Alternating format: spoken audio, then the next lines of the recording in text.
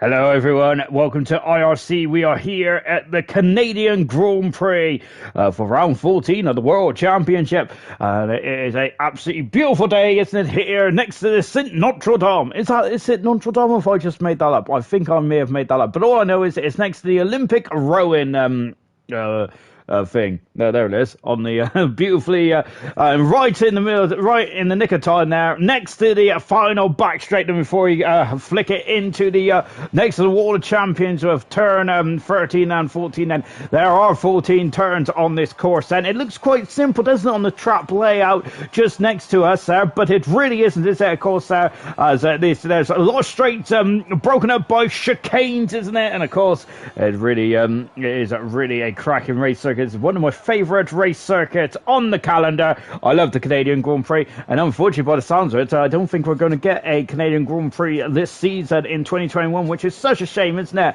Where it's not on the calendar again. Before that, I think it missed out on the calendar in 2009, was it? 2009, I should say. It was, wasn't it?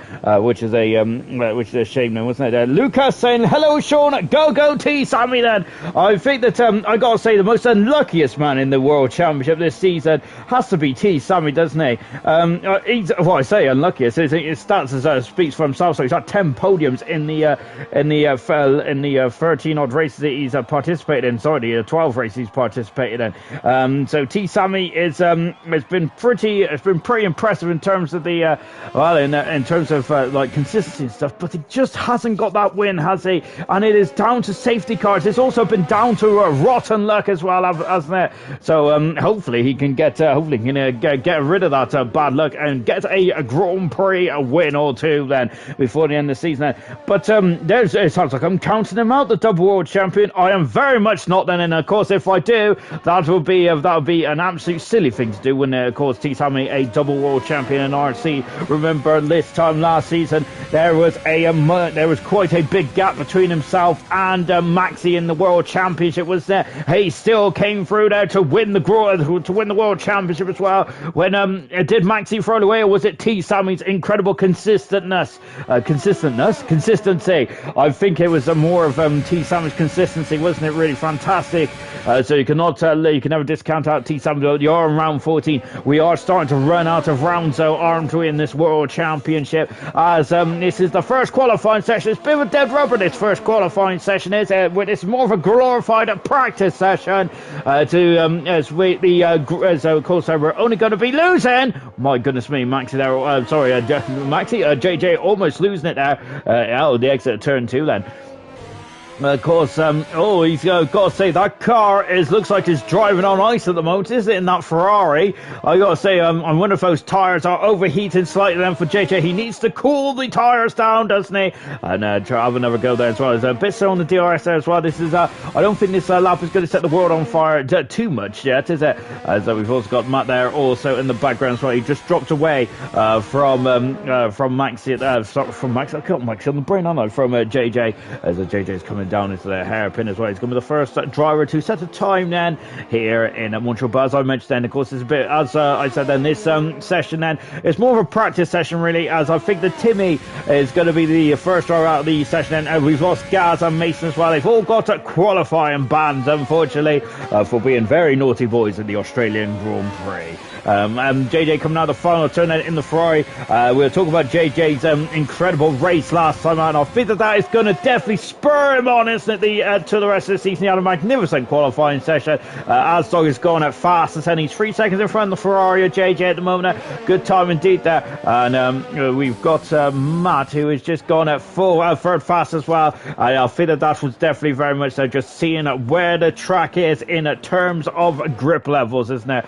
And here comes Brown coming up to the line as well, and Brown goes second fast then, about half a second away then. In the Drivers' Championship, this is how it looks at the moment. Steve is leading the World Championship, 69 points in front of T. Sammy. He's about 6 points away from being almost 3 wins in front of T. Sammy. That's how big the gap is. We've got Timmy and Matt having a good old scrap for the for third position there, and getting in the top 3 then as well, which they'll be able to go to the IRC Gala at the end of the season if they get in the top 3. Fantastic. And that is what's at stake between those two drivers. 150 points behind Steedman there, because Steve's been an absolute revelation in this season. season, hasn't he? On board then with a double. He is at the moment now, I think he was leading the McHackinen Trophy. I'll have a look to see what the McHackinen standings are in just a few moments. Double goes into 4th fastest then in the Alfa Romeo. And Val just come out of the pits now. I'm just watching Hogg then doing a lovely drift here on board the sole remaining McLaren in this race. I think that the intermediate tyres are probably not the way to go, are they? But whilst we're watching Hogg then having a bit of enjoyment in this 18 minutes in this qualifying session, let's carry on with the championship, shall we? Roscoe on 97 points, 3 points away from the 100 mark. Good 70 there for Roscoe. Asdog has moved up into 6th position. Fizzy dropped down into 7th. Asdog, a great result last time out there for Asdog. Maxi in 8th position now. 9th is a Hogg. 10th position is Val dropping down 1 position. Double moving up 2 then. Mason dropping down 1 position. Brown moving up 1 position. Rizzle dropping down 2. And JJ has moved up 3 positions. And unfortunately, Sprint has dropped down 3 positions as well. But I think he's back in action in a couple of weeks' time, isn't he, Sprinters? So he has dropped down to 18th in the World Championship. And the constructor standings then, as before we do that, let's just see what Hogg does. He does a 24 in his first time run then. In the constructors then, Red Bull leading the World Championship at 51 points in front of Alpha Tauri, the defending constructors champions in second. Mercedes are third then.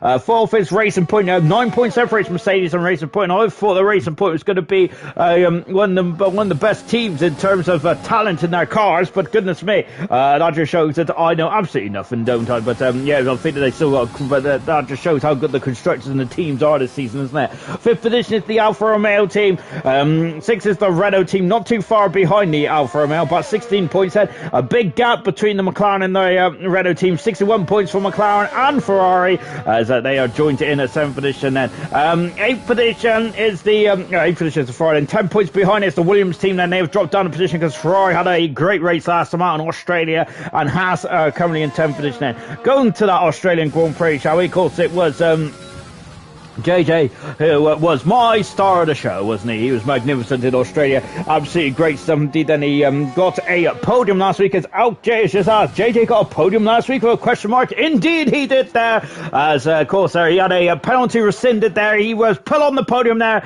Absolutely great stuff indeed then for JJ. And of course he is the main reason why Ferrari now up to 8th from the constructors. Fantastic stuff there from JJ. And really well done indeed. His best result of his IRC career. And he is just going to go from strength to strength now, I feel. So keep an eye on JJ here tonight, and he's going to be he was absolutely fantastic, wasn't he, last week in Australia. We've also got double getting 5th position as well last week. So it was one of my favourite races to commentate on last week. I absolutely loved that race. That was fantastic. It was fantastic. It was you didn't know what was going to you didn't know what was going to happen right until the end of the race. There, it was fantastic, wasn't it? But double getting 5th position as well. Really good stuff indeed. Gaz getting his best performance as well. A 6th position in the Haas car, and a Haas then of getting a lovely bundles of points as well. Good stuff indeed. There was a lot of outstanding drives, but JJ was my driver today, and that was absolutely fantastic. It really was indeed that. But I've got to say, you cannot discount out Steve. Remember what happened to Steve? He was right at the back of the field, wasn't he? He came into the pits. There was a safety car right at the last minute, and Steve was absolutely magnificent, wasn't he? I watched the commentary back, and I compared him to everyone almost, didn't I? But I think the best comparison that I gave Steve was when Michael Schumacher was hunted down Fernando Alonso back in the 2005 San Marino Grand Prix, wasn't it? Where Schumacher was almost 3 seconds quicker than the rest of the cars in the field, wasn't he? At one point, it was scary good, wasn't it? Schumacher was in my opinion, that was one of his best drives of his career for Schumacher. That day, I think he qualified down in 12th or 13th because it was like it was single shot qualifying, wasn't it? Roscoe goes third fastest, but Steve was magnificent, wasn't he? He just basically he took the bull by the horns, literally and figuratively, because he does drive the Red Bull, and he was magnificent, wasn't he? Steve was, and he goes fastest there. He's in the 8s already, almost 9/10 of a second in front of Asdog. Job done already for Steve. Magnificent stuff, Ben. And absolutely amazing stuff there from Steve, wasn't it? I got to say, I think that was his best. He described it as his best drive of his career. That's very difficult to argue, isn't it, with Steve? Magnificent stuff. But I do enjoy his. I think it was his Italian Grand Prix drive a couple of seasons ago as well, where he started 20th on the grid, didn't he? And he flew back through the field as well. But I think that those last 7-8 laps in Australia, and it also how he caught and passed that double world champion T. Sammy as well, speaks volumes volumes to me. It really does, and just shows the absolute performance that he is putting in this season for the Red Bull and for himself. This is I think that this is the pinnacle of Steve, isn't it? Really brilliant stuff indeed there. As Out J said, wow, JG on podium and driver of the day too. He's certainly my driver of the day. He did an absolutely magnificent job then. Very impressive though, because a load of these guys are incredibly fast. Yes, indeed they are. And I think and it just shows that sometimes it's not about speed, is it? It's also about using that noggin of yours, isn't it? I wish that I had something to use in my brain, but unfortunately I don't. But JJ certainly did there, and I gotta say, very impressive stuff indeed there for JJ. I gotta say, I was so happy after that. I was so happy after that race then, and of course, and I was even more happy then when Matt informed us about the result where JJ got the penalty rescinded and moved back up to third position as well. Then, so yep, star of the show for me last week in Australia. Magnificent stuff indeed, wasn't it, for JJ? But I think Steve and also Gaz had a great result as well. There's a lot of drivers then that was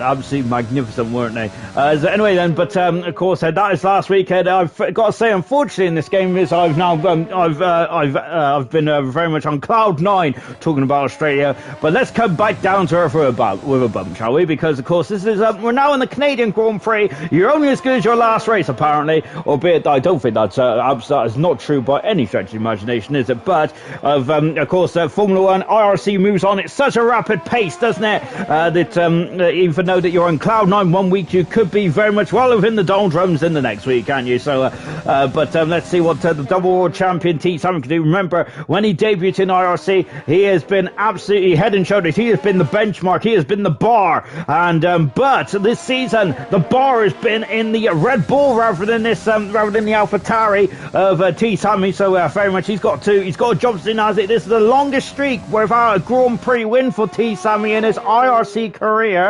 And he needs to well, oh gosh, I leaned on the controller. So let's see what T. Simon can do there. And to be honest, there are so many races where he probably could have won this season as well. It's just he's got a lot of bad luck, hasn't he? Really, but also Steve's on another.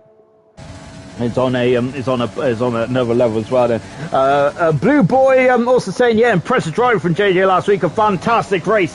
Yes, I think that I think that JJ was magnificent, wasn't he? As T. Simon goes third fastest. Unfortunately, JJ's not on the circuit at the moment, and it's we would like to have watched a bit of the action whilst we were talking about JJ, but he's not fast at the moment in the Ferrari.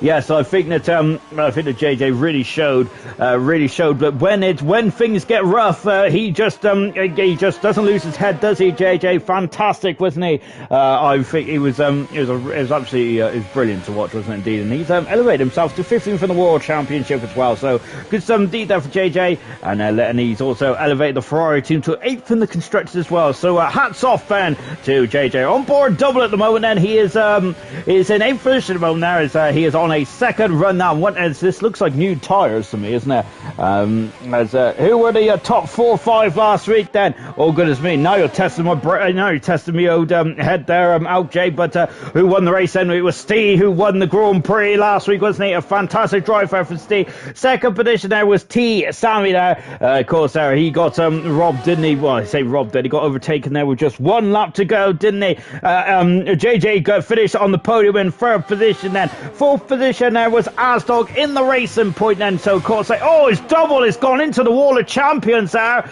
Oh my word, there is it. He clouted it. He has clouted it quite heavily. He's gone faster though, so there's a lot of time in the Alfa Romeo, but unfortunately he's going to have to come into pits and sort that nose cone out there, unfortunately, for a double. And carrying on without Jay's question there. And in fifth position there was double, the man we're on board with now. And so that was the top 5 of last week's Australian Grand Prix, of course. So and it was you could tell how good of a race it was, wasn't it, with that top 5 magnificent stuff indeed, wasn't it? Right, we've got 4 minutes left in this qualifying session here in Canada. As we mentioned, there's going to be no one's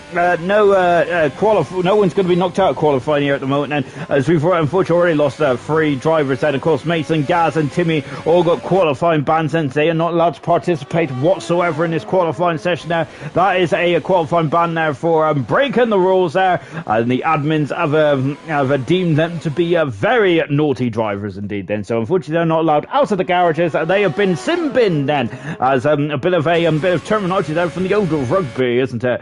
Yes, they have been sin binned for this qualifying session, unfortunately. But unlike a sin bin, they are not allowed back out into the pits. There comes double then, and now we've got no one else out on track then with 3.5 minutes to go in this qualifying session then. Asdog is apparently still the fastest driver according to the graphic down there, but that is not the case. It is Steve who is the fastest driver on the circuit of a 1.8691, and right out from the blocks there, Steve. And of course, the track hasn't even rubbered in just yet, has it? So that is pretty impressive to say the very least, isn't it?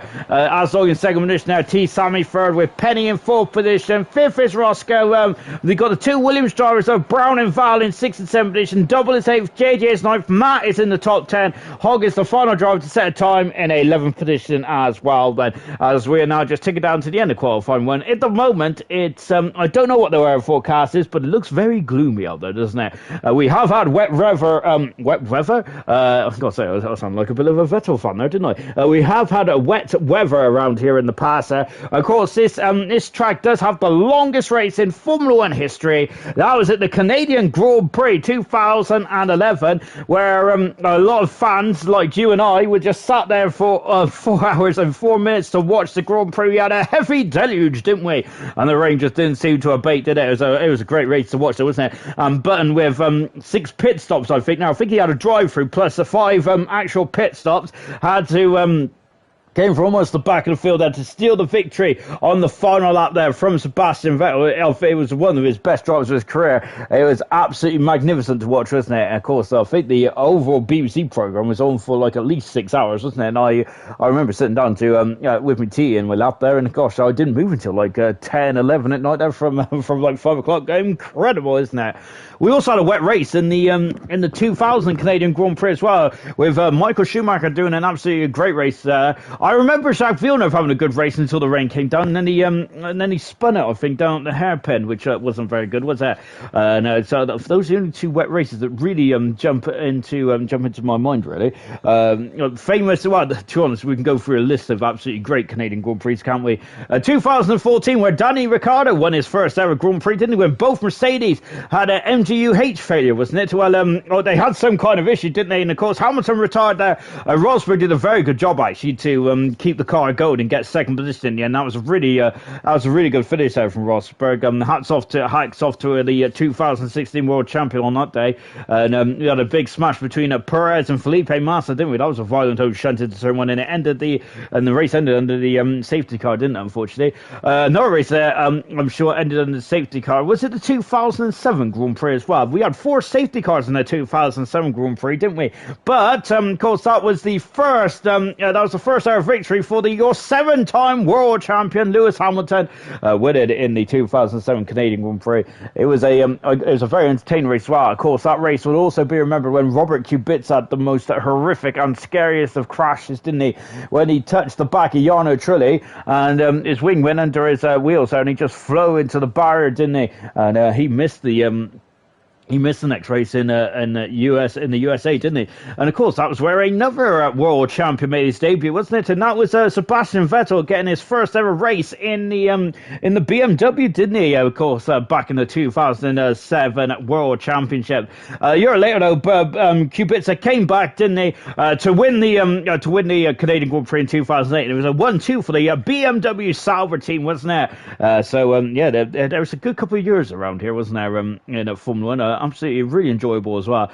Of course, you could also think about 1998 as well, can't you? But before we do that, let's just run you through the classification.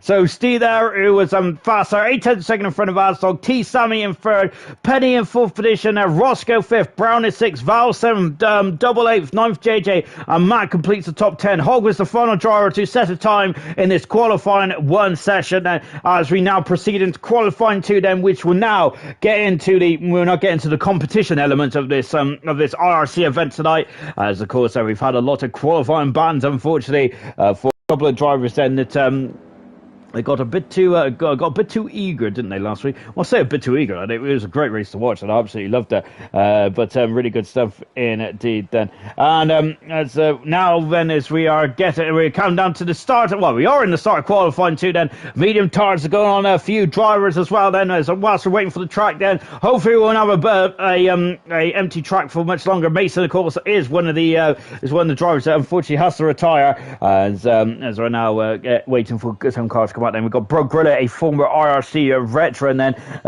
saying evening from me and Tess. Sean, good evening, Brooke. Hello, Tess, as well.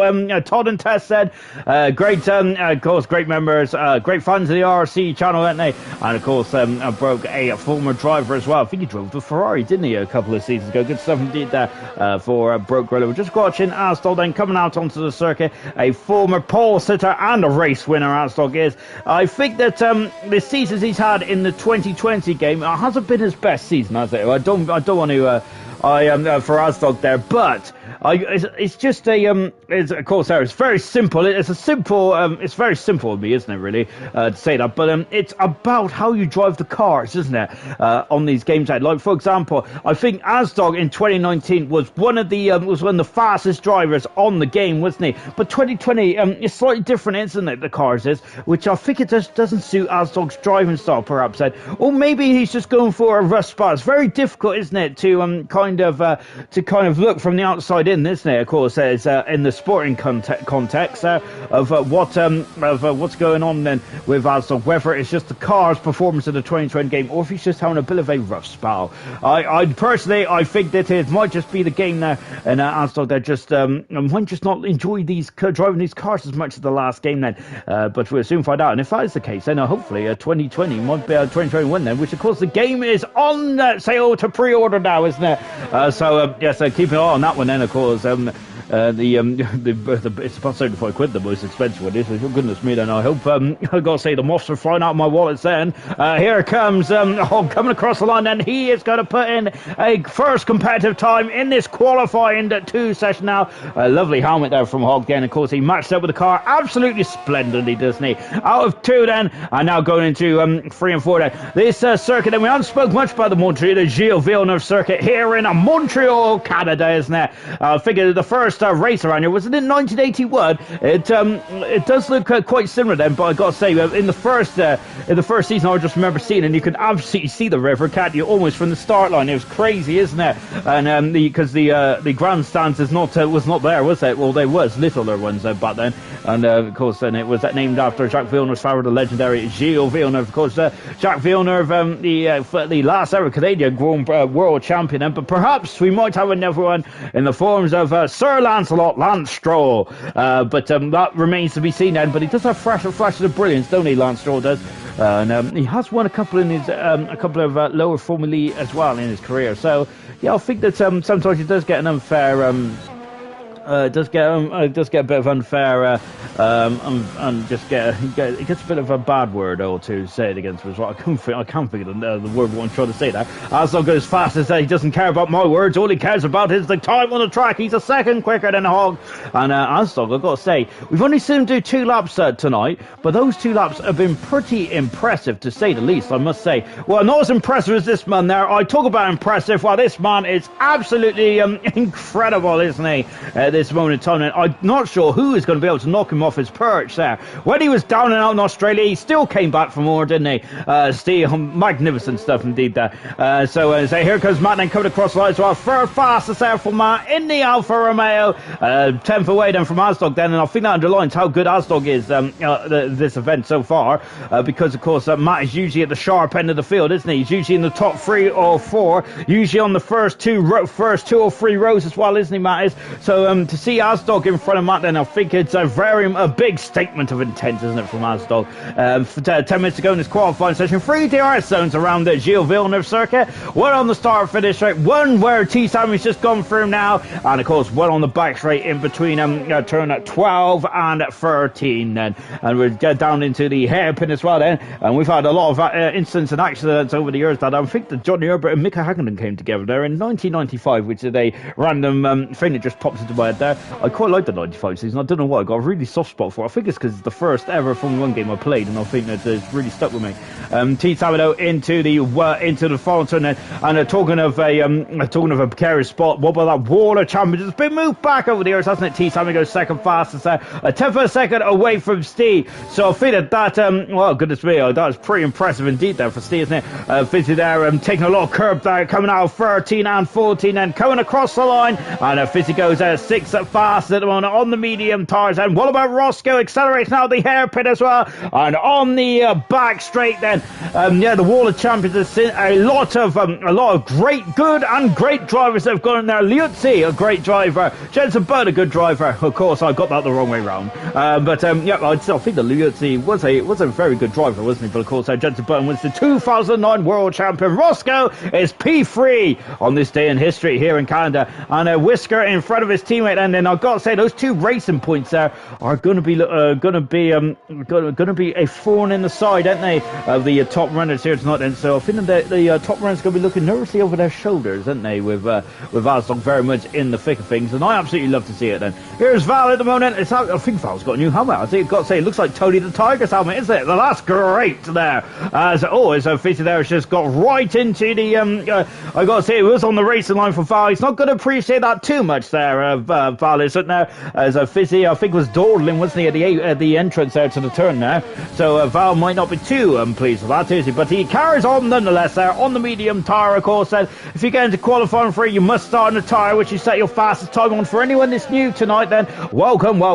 Then we're in qualifying 2, and Val is gone 6th fastest as well. Then his teammate Brown is just starting to stop as well, and so Val is just in front of us. I'm wondering if Val is going for a second time run, or is he going to get out the way then, or is he going to give Brown a cheeky little slipstream then? Well, we're going to find out then. Of course, the dirty air extends to about 5 seconds back on these modern Formula 1 cars, don't they? I'm looking forward to the 2022 rules. It's going to very much shake things up, or we hope so anyway. Well, Peter, this season, of course, Formula 1 goes to Imola, doesn't it, for round 2, and I can't remember what the Grand Prix is called. I still call it San Marino then, but that's because I'm old. And I got to say, I struggled to break from tradition there. But yes, it is to me, it's always going to be the San Marino Grand Prix, albeit it's not in San Marino at all, is it? But there we go. Brown then coming into the hairpin as well, as Val is gone very wide there, and Brown then, I think that this is where he wants to slipstream now then. So let's see then, is Val still going for a lap then? I've got to say, I think it's a bit untidy there for Val, isn't it? But he is giving his teammate a nice slipstream. Now look at that then, you can see that he's gaining on the car in front then. Absolutely a perfection there for the Williams team then. Brown out the final turn, out of turn 14, and comes across the line, and he goes in 7th fast, a bit slower than his teammate by 3/10 of a second then. And we see a Alfa Romeo of Matt just finishing off his outlap to start his lap now. So we're on board with Double, who is just coming into the second part of the lap as well then.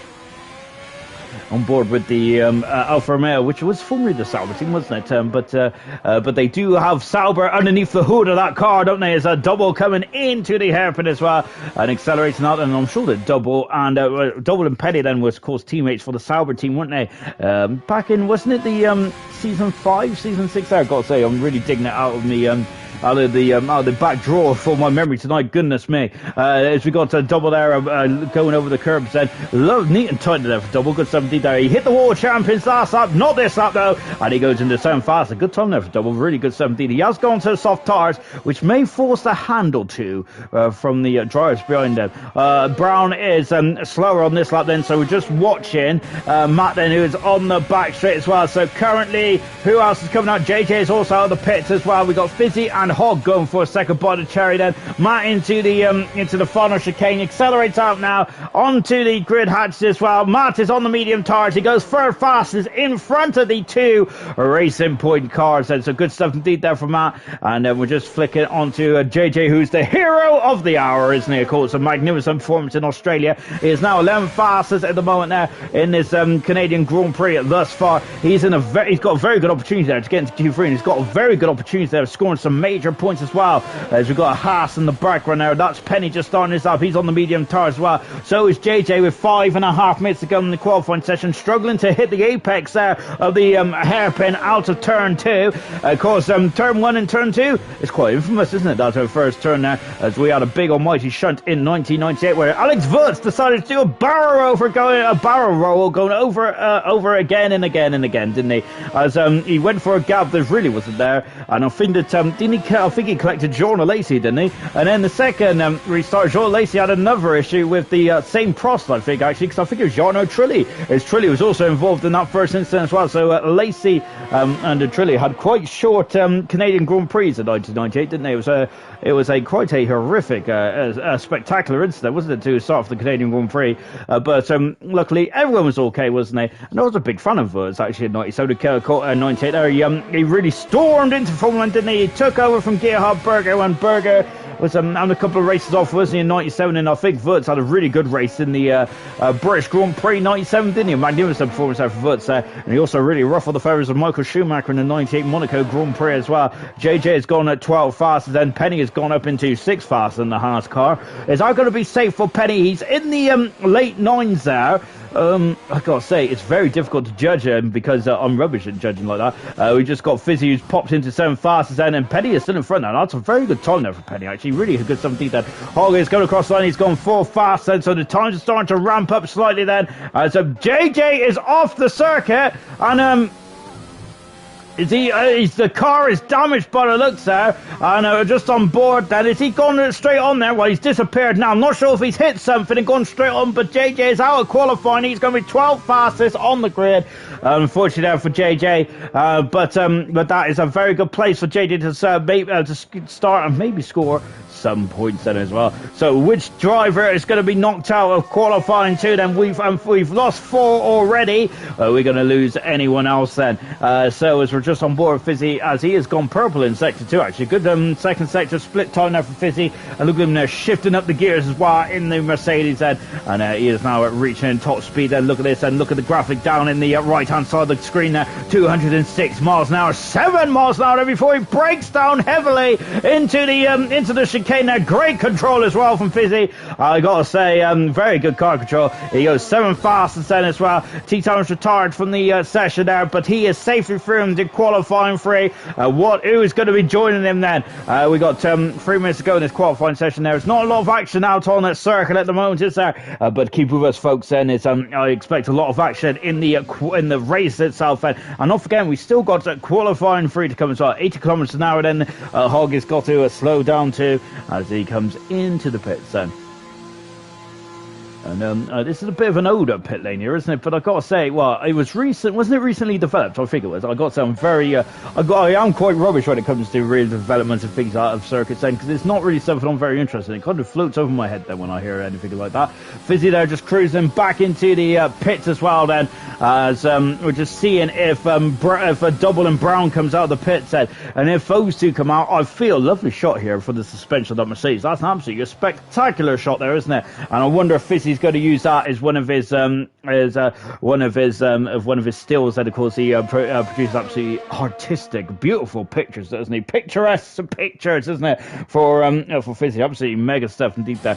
And so I think he had a really cool one, didn't he, in the British Grand Prix. Was it this season or last season? It might have been last season, actually. It was last season, because we hadn't even had the British Grand Prix yet. But that picture really lives long in the memory for me, because he took it from the, it was on the outside of a barrier, and it was just like a little, it was like they showing the gap through and seeing, what's it, Mercedes? I can't remember, but what I remember is that he just caught it absolute to perfection there. It was a magnificent shot.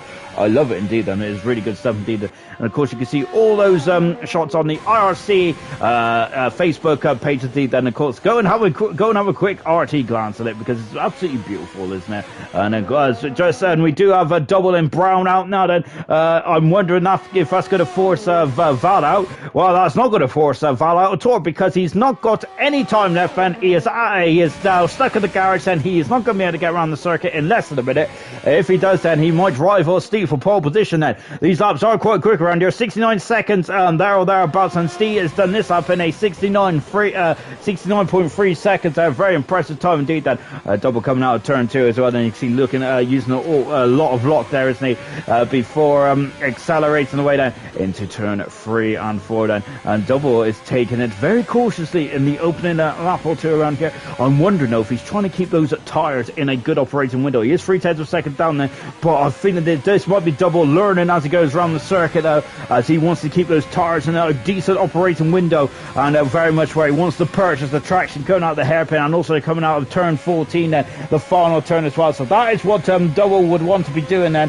And yes, so that's what Double's doing in second sector. Then 2/10 of a second down. He might have to have an almighty final sector here for Double, but he has got a lot of verse left then. So Double's now going to stamp on the accelerator, stamp on the loud pedal, and he's abandoned this time, and it's coming into the pit set. So it's all or nothing now. So who is going to be out of qualifying 3? Who is going to be taking the walk of shame, and who is going to be in the promised lands of qualifying 3? Here is Brown. Then he was 3/10 of a second over the first sector. He's a very quick second sector. Look at those brake discs glowing on that Williams car as Brown accelerates out of the hairpin as well. And now he's climbing up to the final part of the course as well. And the checker flag has fallen then. It is all or nothing for Brown then. Who is it going to be? Is it going to be Brown or Double? Brown has done enough at this stage of the lap then, because of course he is half a second up in the second split time. Out of the final turn, he just needs to keep the momentum. This looks good enough for Brown. It's always a cross line in a good time. He does indeed. Double unfortunately is out of qualifying then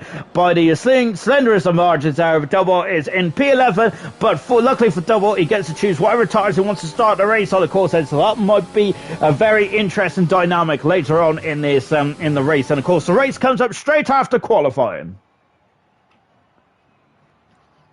And just taking a quick look to see who is out of qualifying then. PB down in 15th position, Gaz in 14th, Mason in 13th, JJ in 12th position, and a Double in 11th position then. So those are the drivers that are out of qualifying 2. Into qualifying 3, we have Steve, T. Sammy, Matt, Brown, Hogg, Roscoe, Asdog, Fizzy, Penny, and Val then, ready to lock horns then for the final stage of this qualifying session. We go into qualifying 3. 7 drivers on the medium tires, 3 drivers on the soft compound tyres for the start of the race.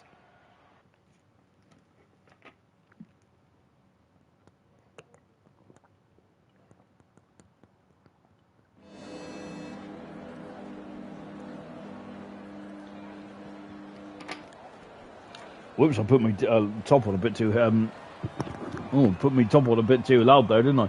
As I was trying to have a sneaky drink. Right then, they're into qualifying 3 then. We've got 12 minutes then to determine who's going to be on pole position for the Canadian Grand Prix. Steve's going for Fab 5 tonight. He's had pole position in the French Grand Prix, the Mexican Grand Prix, the Belgian Grand Prix, and the Australian Grand Prix. Can he get 5 in a row then? We're going to be, well, let's find out, shall we? And talking to Steve, he is coming out then. But first, we've got a McLaren of Hogg then, who is steaming out of the pits. And look at him there, burning rubber then. He leaves his tyre marks right behind him as well.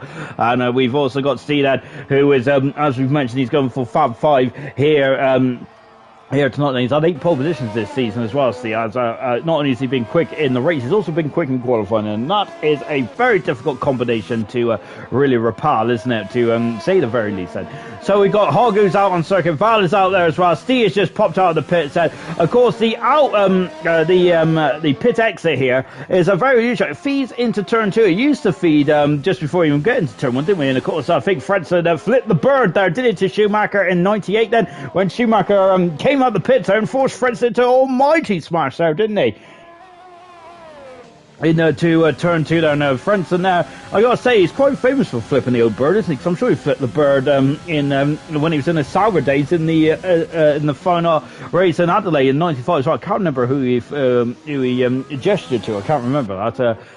Was it was it Tyrrell? I can't remember, goodness me. For some reason, I can see a blue car in the back of my brain there, but that could be any car, because there was a lot of blue cars in '95, wasn't it? We had a Williams, we had a Tyrrell, it was a dark blue car, wasn't it? The Tyrrell team was. Of course, we also had the light blue Benetton team as well. We also had a very dark blue Ligier, which I quite like that car, I must say.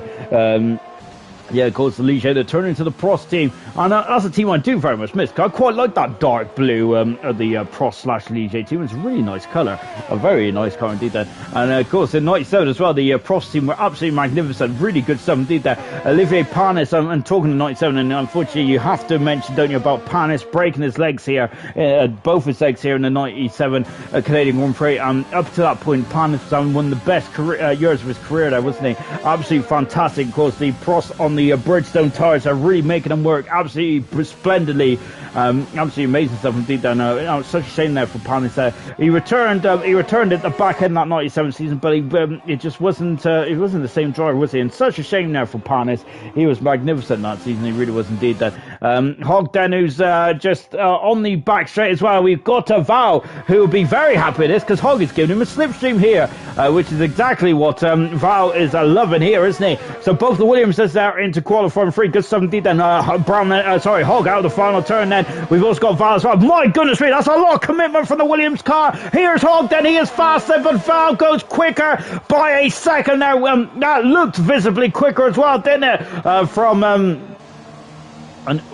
What's happened? See then, who's going for 5 pole positions in a row then, has had some issues there, and he's cruising there, and he's down to and what's going on there for Steve? Has he got some issues there? His DRS is not working, is it? But it looks like, according to the graphic, it was oh dear, and see then it's having some issues, and T-Sam is going second fastest, so Val is currently the fastest at the moment, and look, and the Matt goes faster still, he is on pole position then for the Canadian Grand Prix. Petty is full fast at the moment, Asdog in 5th then, and I think that we got Fitzy going on with the third fastest, and Matt's going to drive into the 8th thus far. Roscoe out of the final turn as well. Roscoe goes third fastest there, a whisker in front of Fitzy, but Val has got the outstanding lap award from me then, which he doesn't really care about, I presume, but it was start then to Val. He is second, he's on the front row of the grid, magnificent 17, but it's Matt at the moment who's the March man now, isn't he?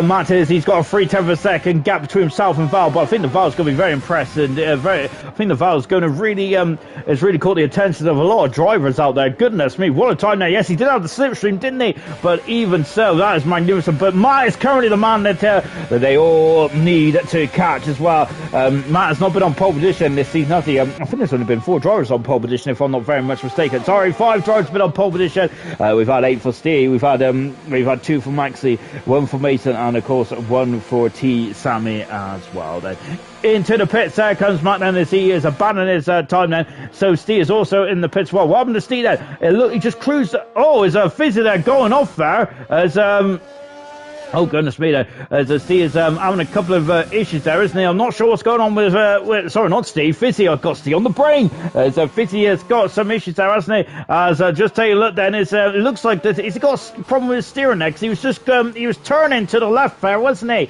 And but he's into the pits now. He also destroys the speed board limiter there as well. Hog coming out. I thought Hog was coming out actually, straight from the get-go. He is coming out straight from the get-go. There he is at the end of the pit lane. There he is now. That's a much better shot of Hog. We want to see the front, not the back.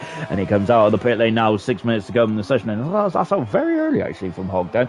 I wonder if he's filled up the fuel, filled up the car slightly more then, because he might not have been too happy there with his first time run. Then he has done a 10-1 there for Hog then. And when we was watching the lap then, I think that there's a couple more. I think there's a couple of tenths in there at the very least, maybe even more than for Hog. So do not go anywhere, folks. And any of you Hog fans out there, he has got something in the bag. I am sure of it in the McLaren, and we'll find out what it is then. Outlap as well for Val as well. And for Matt as well. Goodness, is there rain coming? Because they're out very early in this session, aren't they? And usually they sit, because it's a short lap around here. But I wonder if rain is coming. And of course, it's been very overcast throughout this qualifying session. I did mention rain at the beginning of this session, but I must admit, it kind of slipped my mind. So I'm wondering if that's why they're all coming out. And we've got half the field out there, and half the field are in the pits then. So I reckon they've all got different radars out there, haven't they? Half the field believe the radar, the other half is like, nope, not going to rain. So they're going to stay in the pits then. And I wonder if that is going to be be a crucial qualifying. It's not going to be crucial to this qualifying session. Then, of course, the longer you stay in the pit, what is the advantage of that? I hear you outside. The track just rubbers in, gets quicker and quicker the longer this session goes on. Then, last man across the line has got the greatest advantage then of the track, don't they? So that's why they would like to stay in the pits. Whilst we've got a couple of drivers out already. But let's see that.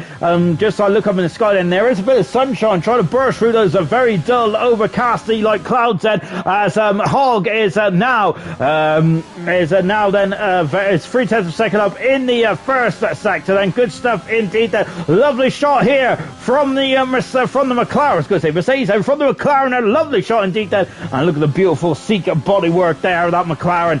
Just taking a look in the sky. Still no rain then, and there is a bit of a break in the cloud. Then around sector 1, he's 2 tenths of a second up in sector 2 there for Hogg then, and getting on the power as well. His fuel light is not flashing now, so I think Hogg has got fuel for at least 2 runs in this session there. So let's see what is going to happen here. Steve is still in the pitch run. He's 9th on the grid.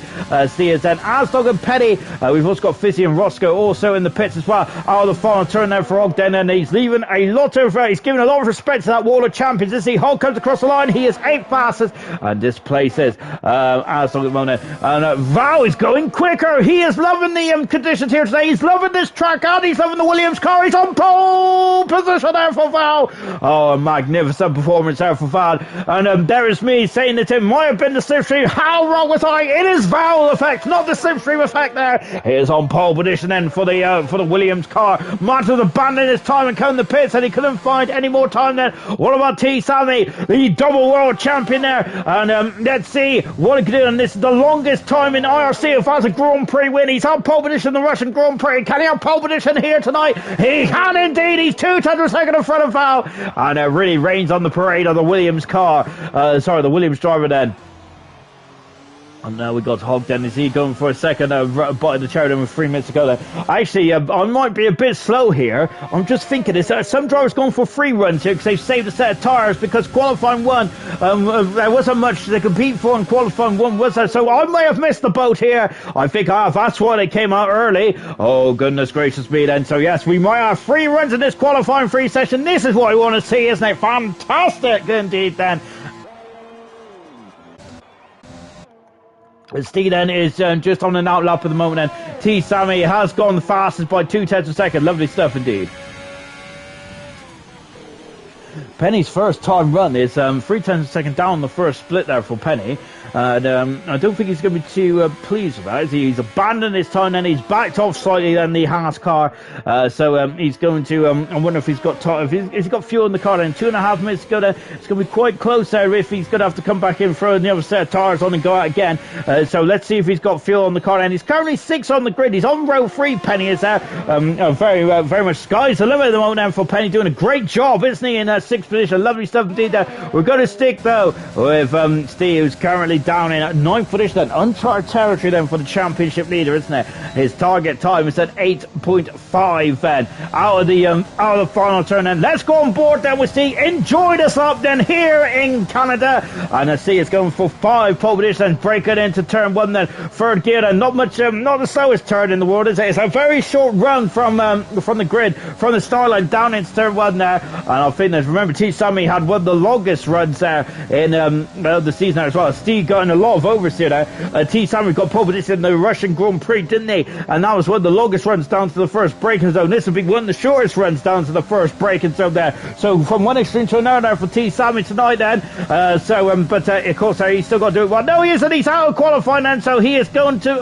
He can't defend anymore. All he's got to do now is hope that his rivals make a mistake.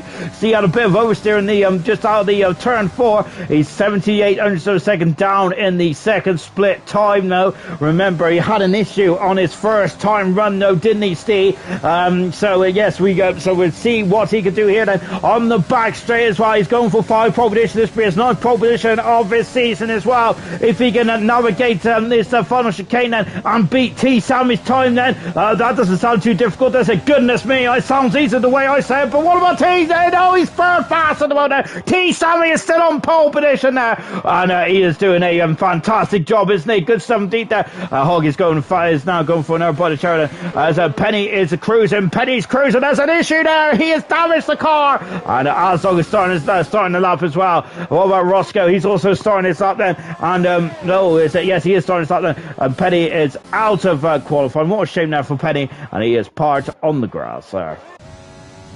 And Val is starting his lap. Brown is starting his lap as well. So who's going to be the first car to come across the line? Matt is very close then to the end of the lap. Then here he's got 13 seconds. Then I got to say this is going to be very much twitchy bum time here, isn't it? Squeaky bum time, I should say. Then look at this: 6, 5, 4, 3, and he's done it. He is through to start his lap. Fizzy, who's well, it looks like his checker flag's coming against his name, and so I think the Fizzy's day might be done in qualifying. At the very least, Hogg gets 2/10 of a second up in the second split time. Is Steve, and is he going for another lap then? No, he isn't. Steve isn't going for another lap then. So at the moment, T. Sammy has got the golden brass ring now. I can't even say that. Here's Hogg. He is 7 fast at the moment, and that Mercedes are giving it all kinds of welly there out of the final chicane as well. What about Roscoe? What about Asdog comes across the line. Asdog goes 5th fast. He's in front of his teammate Roscoe. Roscoe coming across the line. Roscoe's only 5th fast as well. What about Val? Val, my goodness me, he took a bit of my mustache off there for Val. Val and he's ran out of time now, and he's also ran out of verse as well. There is one more driver to go. There is two more drivers. No, it's one more driver to go as Penny is crawling back to the pits. And Matt, what has he got in his locker then? He's got 8.5, and what has Matt got in the locker? He's got enough for pole position there. T. Sammy was so close to get his second pole of the season, but Matt has snatched it away in the final sections of this qualifying session. Matt is on pole position for the Canadian Grand Prix. Oh, what an end to qualifying. Absolutely fantastic stuff indeed, wasn't there? Oh, magnificent. What an end to qualifying. I really enjoyed that. I've got to say, that's just an appetizer as well, isn't it, for the Canadian Grand Prix, which of course, this is following this qualifying session live on of course, IRC. Yes, good stuff indeed there from Matt's first pole position of the season then, and he was threatening that, wasn't he, all the way through the session then. He just about got to the start finish line, and by 2 seconds there, and grabbed pole position there, a 10th of a second, just over a 10th of a second in front of T. Sammy, who's alongside him on row 1 then. Very juicy row 1. Val, my star of qualifying now. What a performance there for Val on the second row of the grid, sharing it with the championship leader. Val is there, and really impressive time indeed, and he was only 4/10 of a second away from the pole position, 3/10 of a second away from pole position now. I'm Simon short there, Val is. How dare I? A magnificent performance there from Val. Good to see T. Sammy back up there as well on the front row of the grid then. Good stuff indeed. It's an all pink row 3 there. Roscoe and Asdog in a very good stuff indeed. Ayrton saying, hello Sean, good evening Ayrton, I hope you're well. As we just got Val, who is just finishing off his in-lap now.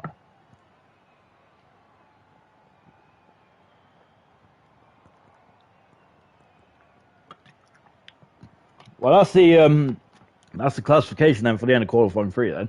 So we got Matt on pole position, but just over a 10th of a second from the double world champion T. Sammy.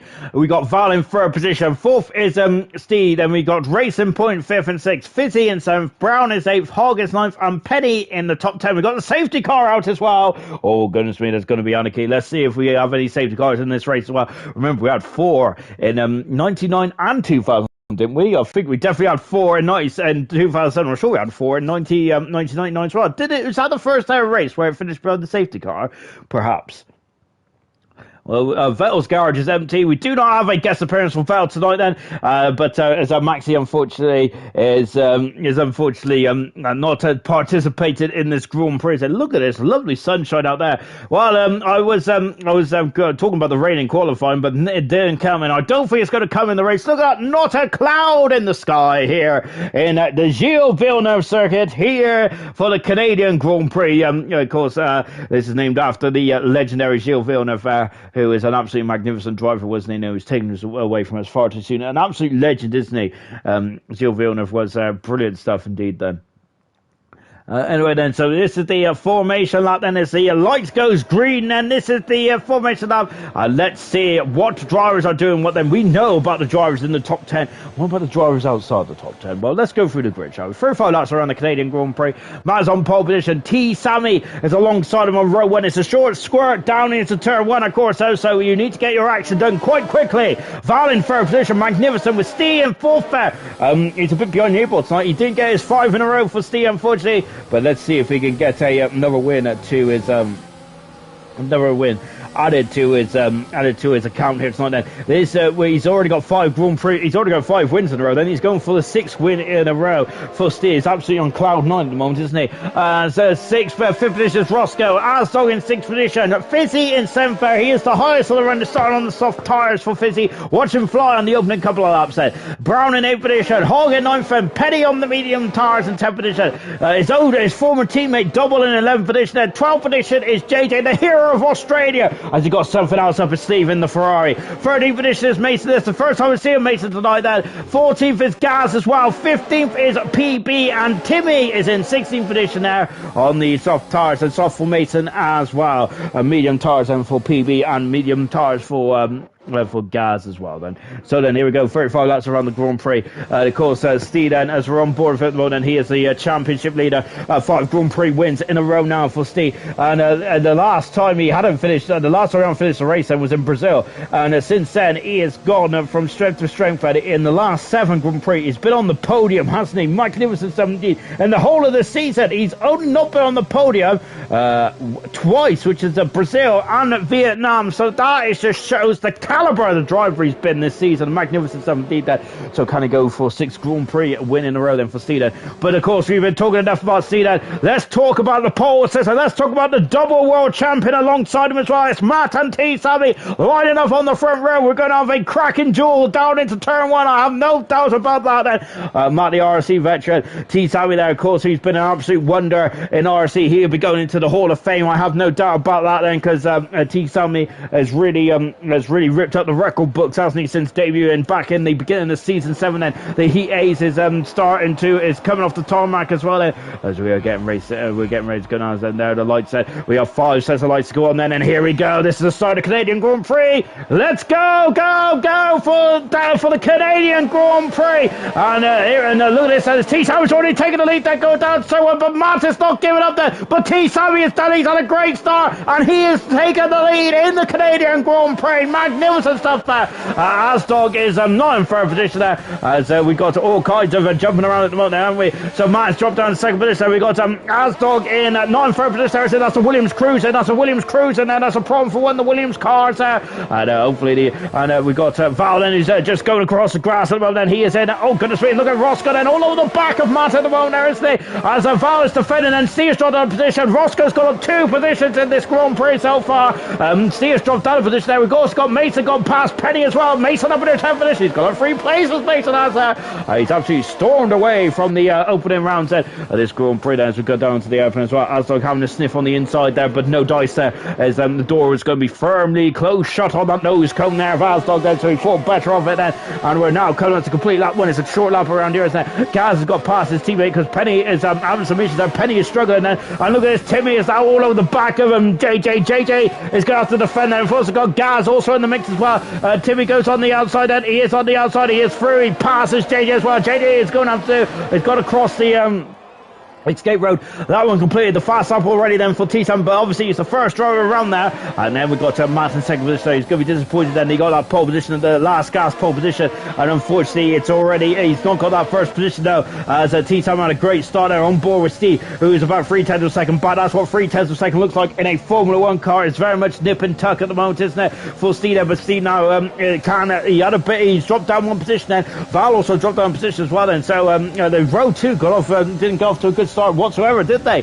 But we're going to keep an eye to see what is occurring here. And this is the close battle on track 1, and Matt is dropped without DRS range already. T. Sammy's looking up for this. He wants to win the first Grand Prix of the season, doesn't he? And I don't think he's going to give up on the world champion. He's not going to give up on becoming a 3-time world champion until it is mathematically certain that Steve is going to win it. So T. Sammy there is very much meaning all kinds of business here tonight, and this is what we want to see, isn't it? And a very good start stuff indeed there for T Simon there, as he is starting to really waltz away then.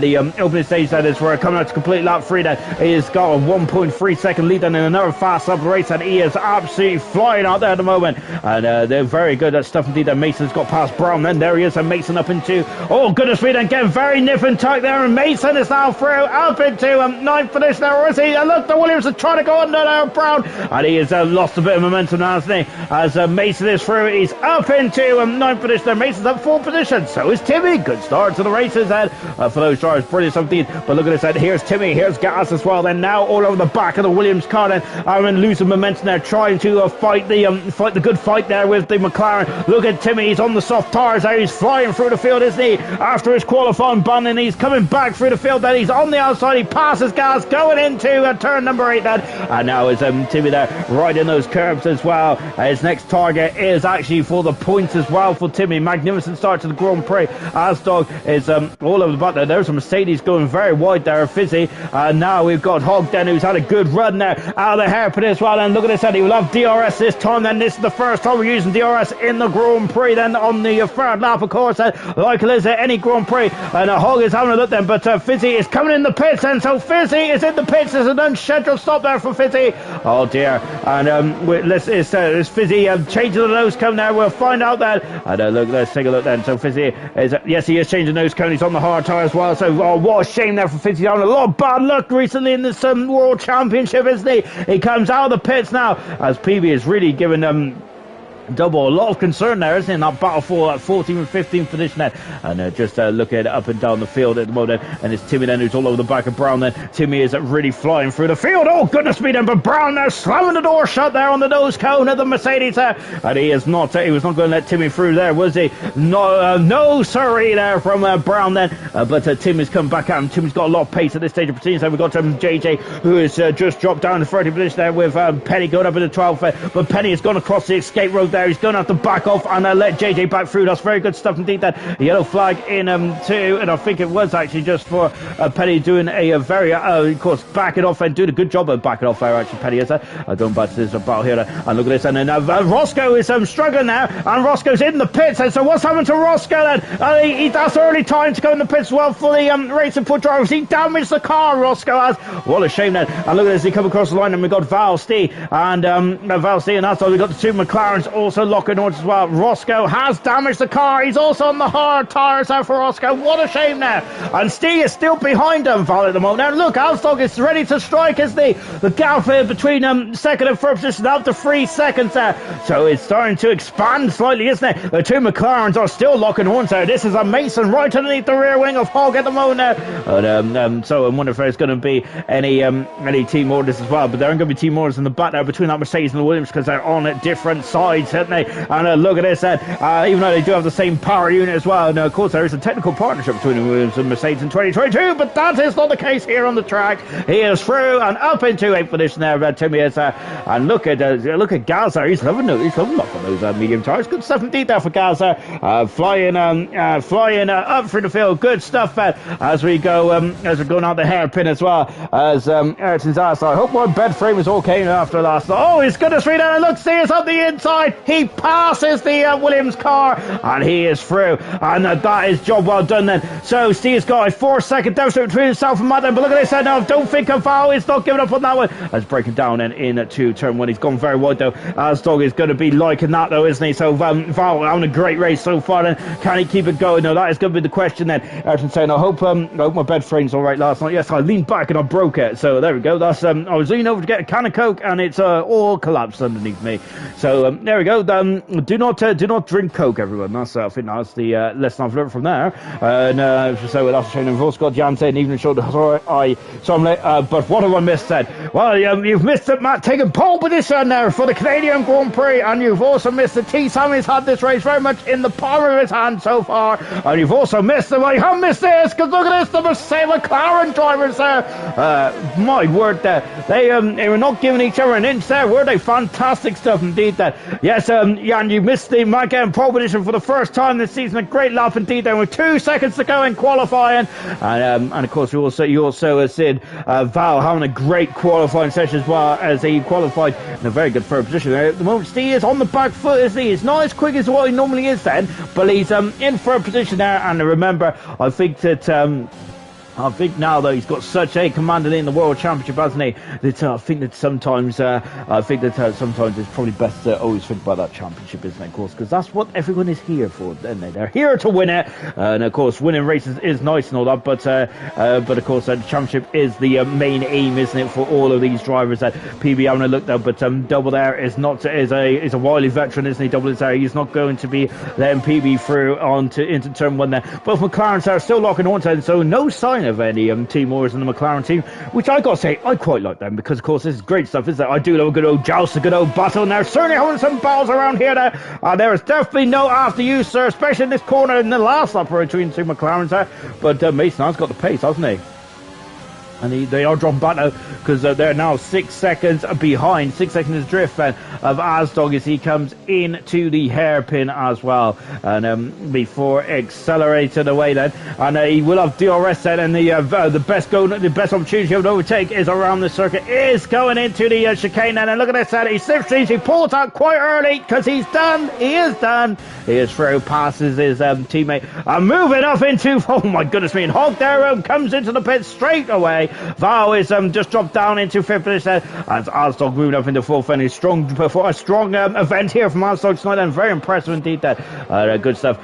So we got Brown 8th position there. Timmy is now found himself in the 7th position now, so he is now on the back of the McLaren of Mason as well. And so we've now got Petty, and look at this battle here between JJ, Double and PB. This is a great old scrap, isn't it, for 11th, 12th and 13th position. And this is the closest battle on the track, I per se. And look at this, Double's having a look. They're going into turn number 3.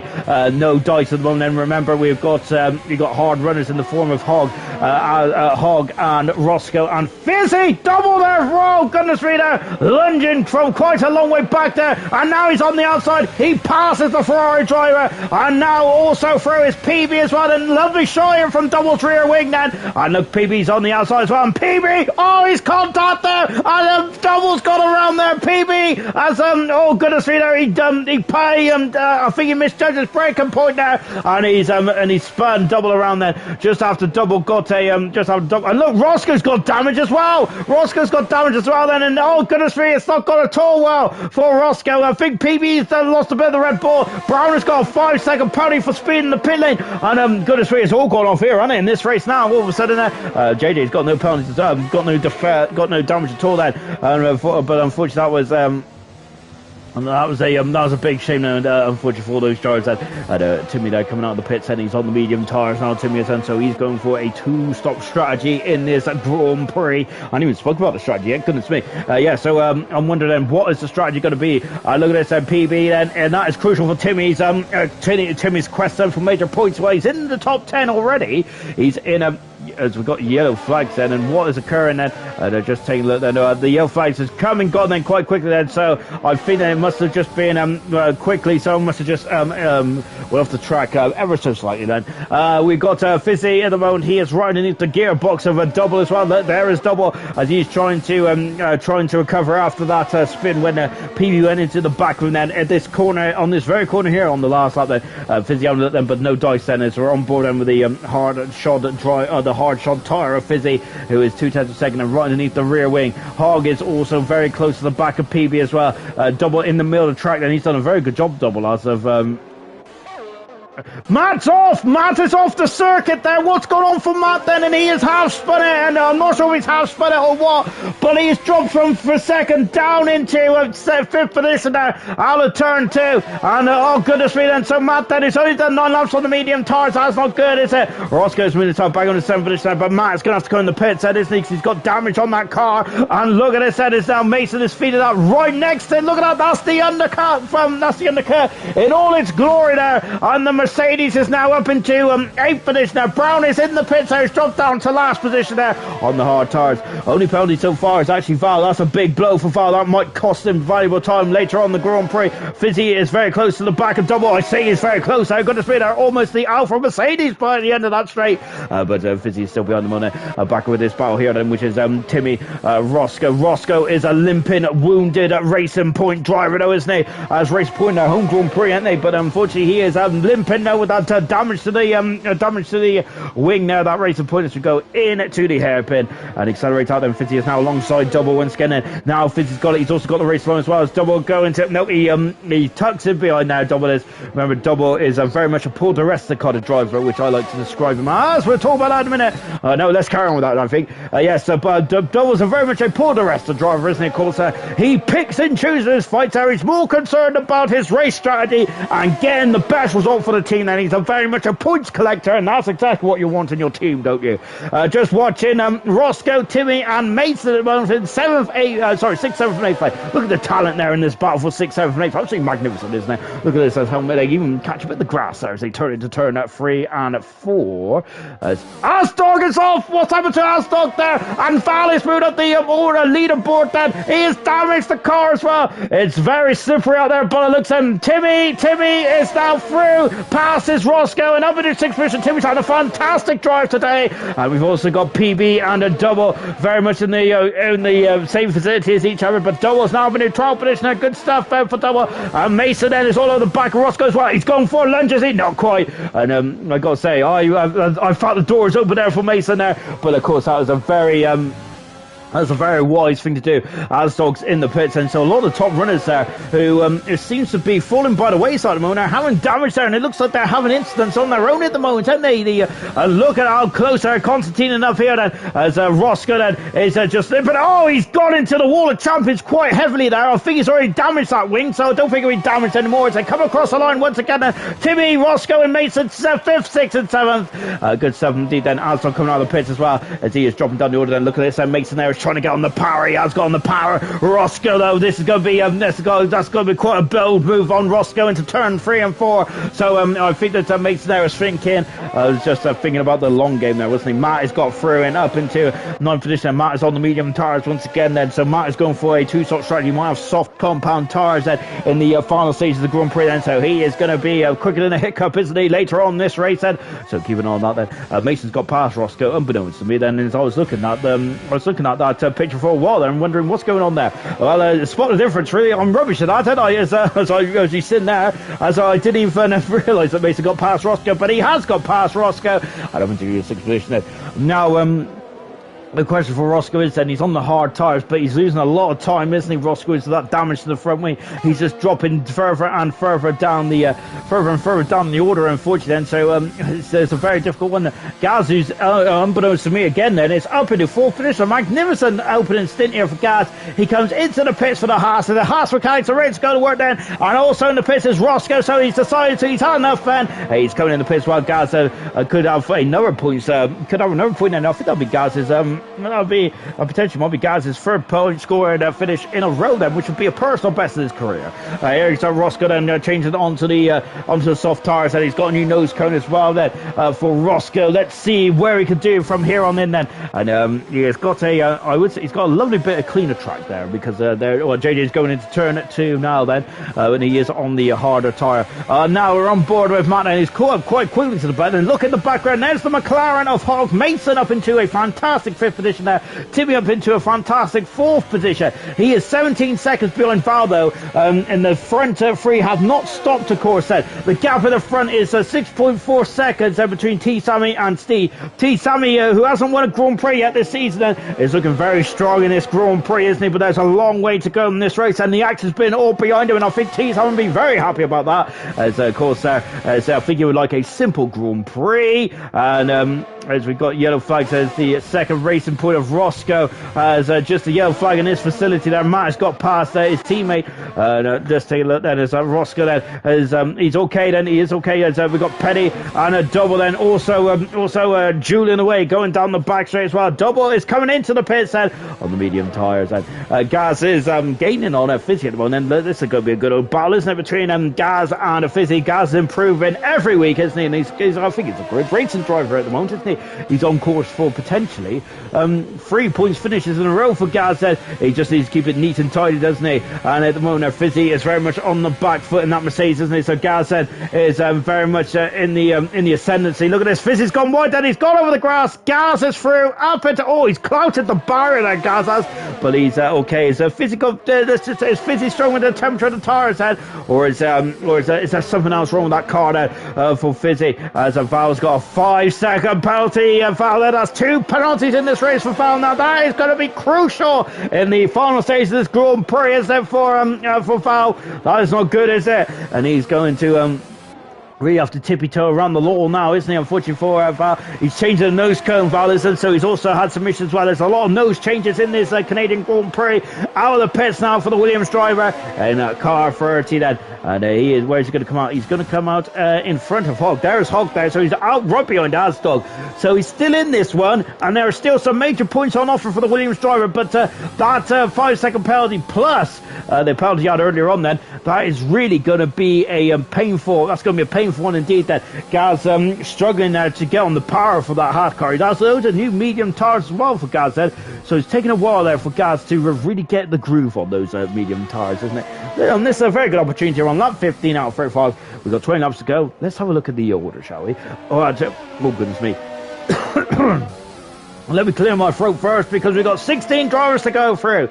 We have T. Sammy's into the pits there. No, we haven't, because we're going to look at the pit stop first. And let us see that. Here is the World Championship leader coming in the pits, throwing on the hard tyres. That's a one-stop strategy there for Steve. And let's see where he's going to come out then. There is no one coming down the pit lane. There is no one in front of him either. It's very easy, isn't it, for Steve at the moment in this World Championship. Having to that, T. Sammy, though, looks to be on a good run of form, though, doesn't he, tonight? And very impressed with indeed. Steve has gone for the undercut here. He's really rolling the dice in this one here, and I'm looking forward to seeing what that now that comes to fruition as well. Very interesting stuff then. Remember the gap, it's 23.4 seconds between T. Sammy and Steve. I wonder if T. Sammy's going to T. Sammy then, I think he's got enough of a gap then, didn't he, for the to defend the undercut there, and coming to the pits now, and they're just throwing the hard tires there and just match what Steve does then, as those two there are very much in a league of one, aren't they? It's like Roscoe's got past JJ, moving up into 12th position now. JJ is going on the hard tires now, see, till the end of the race. So so JJ there is doesn't need to pit again then, so this is going to be very good for JJ, isn't it? And yep, that's exactly what the double world champion's doing then. He is just Pee-wee's got a 3-second penalty there. The double world champion, T. Sammy, coming into the pits there. And, he's on the soft tires, he is. And so T. Sammy is going for a going for a 2-stop strategy around here. Oh, goodness me then. And I've got to say, I was expecting him to maybe do the same with the hard tires, Steve. But that is not the case then. So T. Sammy feels that the 2-stop strategy is the way to go. And going on the, as Mason's in the pits then, and going on the soft tires then. So he's got two steps softer tires out than Steve, so he is going to be quick at this stage of proceedings. So let's see how that pans out then. So this is going to be very much a sprint race. Oh, Mason having to change the nose cone again on the McLaren there. It's been a difficult race, hasn't it, for a lot of drivers out there. Where's Mason going to feed out then? Look, he's out of the points then, the McLaren driver is there. We got Roscoe, who is flying down the pit lane now, flying down the start finish straight as well. Mason is now in the on the pit lane speed limiter. Now he can release it. Roscoe's into turn 2 then, so he's in front of Mason at the time, for the time being then, as Mason there, overshooting there, almost going on, he is on the grass there, and he's lost a bit of time there. And Val then is now catching on Ansdog there. I've got to say, this is a very intense Grand Prix at the moment. And now let's take stock. Only 2 laps after I've said it. T-Sammy leads the Grand Prix then. And of course, he's now on the softer tyre. He's on a 2-step softer tyre than Steve then. So he's going to be quicker than a hiccup at this stage of proceedings. And he's on qualifying tyres now, isn't he, Steve? That's the way you got to look at it between the two rivals then. Steve in second position then. And Steve at the moment is on the harder tyres. He doesn't need to come in the pits again. Timmy in a fantastic third position. Driver today thus far then. Coming through the field field and up into third. Fantastic stuff. Matt in fourth position there. Fifth position is Asdog and Val in sixth position. Val's got an 8-second penalty thus far in the Grand Prix, but he's still doing a good job, isn't he? Let's see if he does have to come in the pits again, then that will be added on to his time. Then if he does have to come in the pits, then he will have to, the mechanics are just going to have to sit and not touch the car for 5 seconds. Then they're allowed to work on the car. So that's what's facing Val at the moment. We have got Hogg in 7th position, then 8th position is Gaz, and going for his 3rd points finish in a row. Good stuff indeed there for the Haas-Star on a rich run of form, Gaz's. 9th position is Fizzy, 10th position is Penny. Just outside the points at the moment and is Roscoe, who's on the soft tire at the moment, and unfortunately he's had 2 unscheduled stops so far. Roscoe is there and kind of gets around the grain, and let's see where he can do from then. Mason in 12th position there. He is on the harder tire at the moment, Mason is, and of course he's also done an unscheduled stop as well, but now he's going on the hard to the end of the race. JJ in 13th position. He does need to come back in the pits again. T. Sammy's at the fast out of the race there, and he's gained almost a second on that one lap alone now, but remember those soft tires are going to degrade a lot quicker than the hard tires, of course. Double in 14th position there, and he is on the medium tires, and I wonder how far Double can go on those medium tires, but I think he will need to come back in the pits. Roscoe has got damage again there on that racing point then, and Roscoe is really struggling tonight, isn't he? What a shame there for Roscoe, and it really it's just not going well at all into the pits. There comes Hogg. Only 10 laps for the McLaren there, but this is a scheduled stop, is it? No, it isn't. It's also a nose cone change for the McLaren team. Oh, goodness me. And now then they're on to the medium tires. That should get them to the end of the Grand Prix for Hogg then, but he would probably like to go a bit further on those hard tires, and perhaps he's coming out of the pits now. Hogg is then I love the like rail cam there coming out of the pits. Absolutely lovely stuff, isn't it? And going back to this battle here though, which is between Val and Asdog in the battle for 5th and 6th position at the moment, and we've also got Brown then, who's really putting the squeeze on Double as well for the battle for 13th and 14th position. Then that is going to get a very juicy indeed. Roscoe is on the medium tires until the end of the race then, so Roscoe then is having a bit of a nightmare Grand Prix at the moment, unfortunately for the racing point driver, right down in 15th position then. Gap at the front is up to 7.1 seconds now. Then Timmy is 7 seconds further back in third position. Then Matt is about, he's on 2 lap younger tires than Timmy in fourth position there. Now this is the battle we're watching now between Asdog. Asdog's quite quick down those straights, isn't he? But look, as you can see, the Val can't get even close to Asdog, can he, down those back straights there as going to 1 and 2. And Fizzy is dropping down the order, isn't he? Because he's now got Penny for company as well. Then Fizzy has got some major gremlins in that Mercedes, hasn't he? But of course he is I think he is starting to race with the wheel, isn't he? And it is it's a completely different change, isn't it? It's night and day from going from the controller to the wheel, isn't it? Jan saying, come on Val, you're doing great. He is indeed, isn't he? And he's also gapped Gaz behind him by 9 seconds then, so that means that penalty that he's got at the moment now is not going to cost him position then for 6th position. However, that might cost him going further up the field then, but however, we'll see how this one plays out later on in the Grand Prix. Accelerating out now then. Gap is 7.5 seconds then at the front then. I gotta say, I'm wondering if that might have been a strategical error from T. I mean, we'll find out. I might be wrong, but I feel that I'm wondering that if he just needed to cover Steve, perhaps that might have been the easiest way to victory in this Grand Prix. I don't know, perhaps, but maybe that's a risk too great, perhaps. But I don't know. It might be an absolute blinder for T. Sammy. But the gap is 8 seconds at the moment on lap 21 out of 35, and unless T. Sammy can get those soft tires to the end, then maybe I'm not thinking clearly in this Grand Prix, and that's what we love about a strategical race, isn't it? Absolutely amazing stuff. Now Timmy is out 7 seconds behind this great battle here, which is between Asdog and Val then. Yes, maybe I'm not thinking clearly at all. Maybe T. Sammy's going to get those soft tires to the very end of the Grand Prix. I didn't even think of that until just a minute ago. I gotta say, it's very much edge of the seat stuff here, isn't it, in Canada? No retirements. Hats off to these drivers. I gotta say, this is very much a class 1 as a street circuit, and how no one's retired yet is absolutely beyond me. Brilliant stuff indeed. Talented drivers indeed. Then Roscoe's had a fast on the race then, as he is now starting to put his toe down then. Penny is really pushing the medal, isn't he, on Fizzy, but he has dropped he has dropped about 3/10 of a second back coming out of that chicane there, so I'm not sure of the Penny then. And look, once again, then Azdog, yes, Val's in the DRS range then, but he just cannot get any closer than that, can he? I've got to say, this is going to be very frustrating for Val, isn't it? Because I feel if he got past Azdog, he might be able to pull away here, but of course, catching is one thing, passing is quite another, as the great Murray Walker normally says then, isn't it? So, yes, it is very difficult indeed then for Val then, but I'm wondering if Val might have to catch Azdog unaware. It's going to be difficult to catch Azdog unaware because he's a wily old veteran, isn't he? Azdog is, I got to say, got to get very up very early in the morning there to catch Azdog off guard, don't you? But I'm wondering then if Val was going to have to, might have to think about something slightly different then. But having said that, Azdog is really struggling all of a sudden on those hard tires there, isn't he? Look at this, and Val is right underneath the rear wing of the racing point there, but he was too far back there in that short DRS range, isn't it? But Val is starting to look very lively, isn't he? And I think that they can also see Timmy coming as well in the background. And there's Matt in the foreground, 6 seconds away as they're going down into the hairpin as well. Val is pushing him out of the hairpin, isn't he? Or maybe he's a bit too close to the racing point because he's lost a bit of time in the background, just in the red topped Mercedes there, in the background there of Timmy just going through the hairpin. And so yes, it's down to 4.5 seconds. He's taking time hand over fist now, these two drivers, haven't they? These two drivers have expected to go to the end of the race on the hard tyres.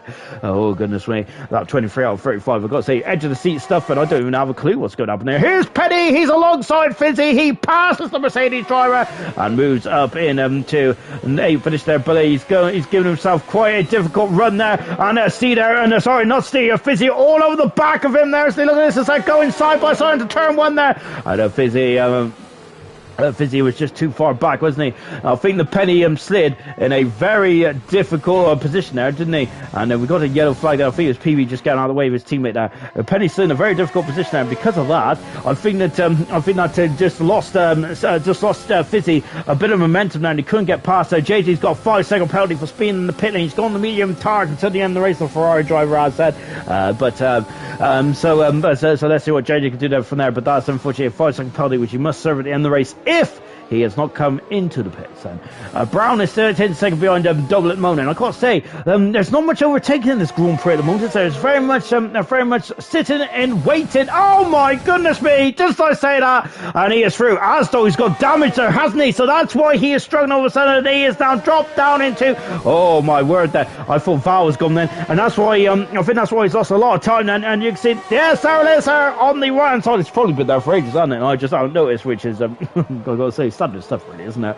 But Val now up in the 4th position now. Job done for Val, and now let's. Penny's in the pits then. Penny has come into the pits then, and what tyres is going to go on now then? So he's on the 2-stop strategy, and he's going to have 10 laps on these soft tyres then. What can he do? The soft tyres are still looking very good on T Sammy then, because he's still gapping Steve out. It's up to 8.7 seconds then, and it looks like I am completely wrong about strategy then, which is basically you should none of you should be surprised, really, should you?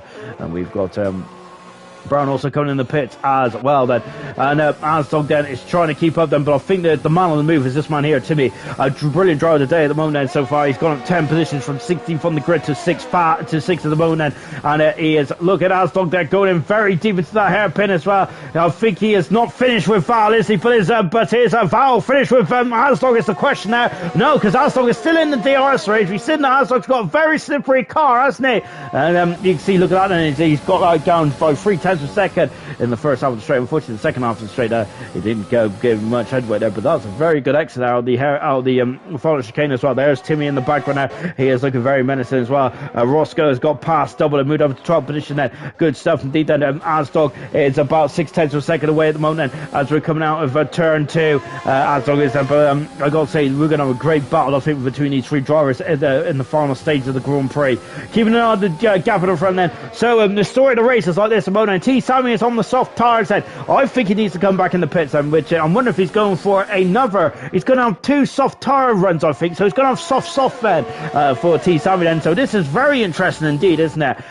So it's going to be very quick at the end of this race, and whether he can make up time, I'm not sure, because Steve is now starting to balance the books, hasn't he? He's an accountant, Steve is. Well, now he's starting to put his Is it red? I don't know. It's red's bad, isn't it, in financial terms? I don't really know. That just shows how much I know about the old money side, doesn't it, really? But what I do know is then, well, just I say that the gap's gone right up to 8.8 seconds there, so absolute hogwash, I'm speaking. And here comes Timmy, then there's going to be no hogwash about this. Nope, he is through up into fifth position there. Asdog is down to 6th, but look at this. Asdog's not giving up, is he? He's got the IRC deployed there to 4 beans then. Is he going to have a look down into turn 1? I think Timmy there had the advantage there, didn't he, on the fresher medium rubber. And next target is Val as well. So Timmy there is now up into a 4th position there. Good stuff indeed there. I think the Matt will need to come back in the pits there on the medium tires. He's starting on the medium tires. He's going to have a very quick end of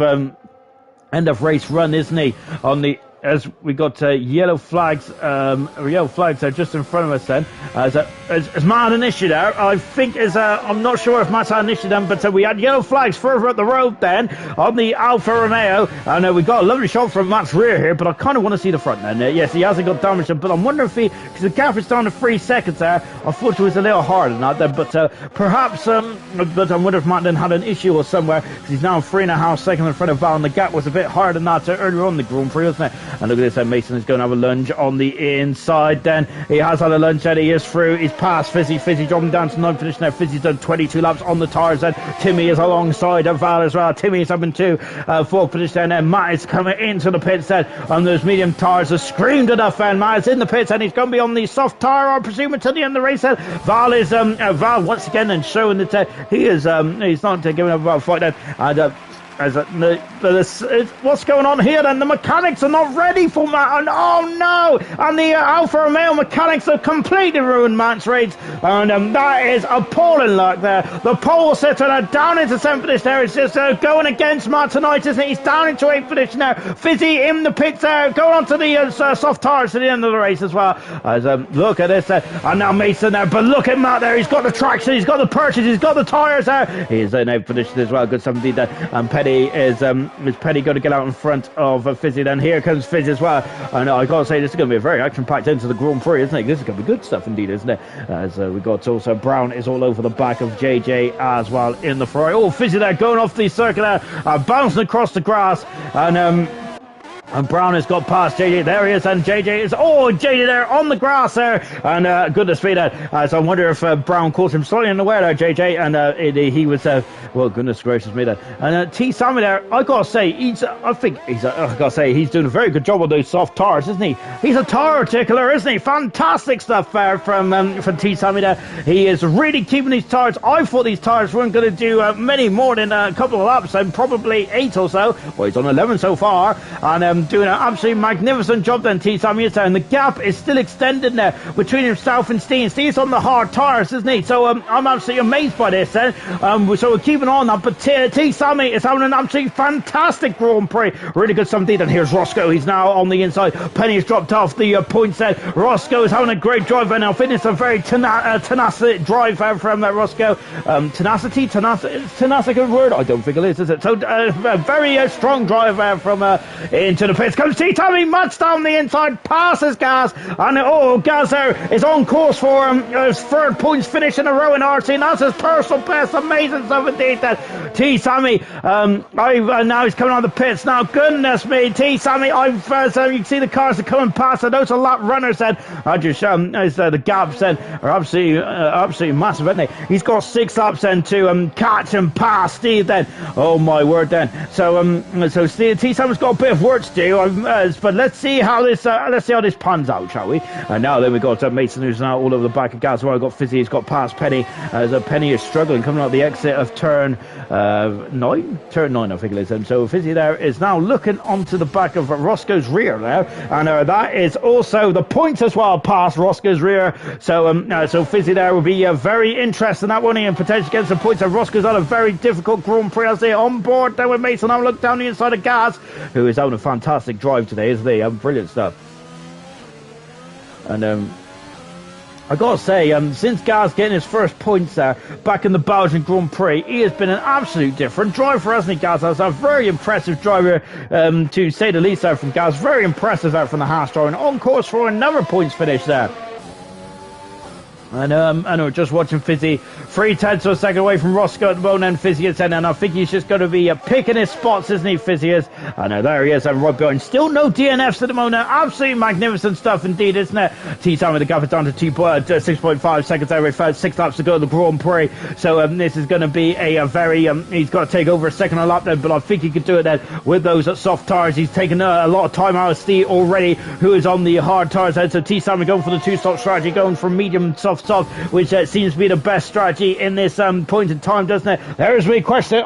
That just shows how even if when I do question it, I don't have a clue what's going on. Gaz is now up into down in 7th position, I should say, just hopping over the curves as well. Whilst Mason's up into 7th, and a good recovery drive from Mason as well. Hats off then to the Mercedes driver. Hogg is next up.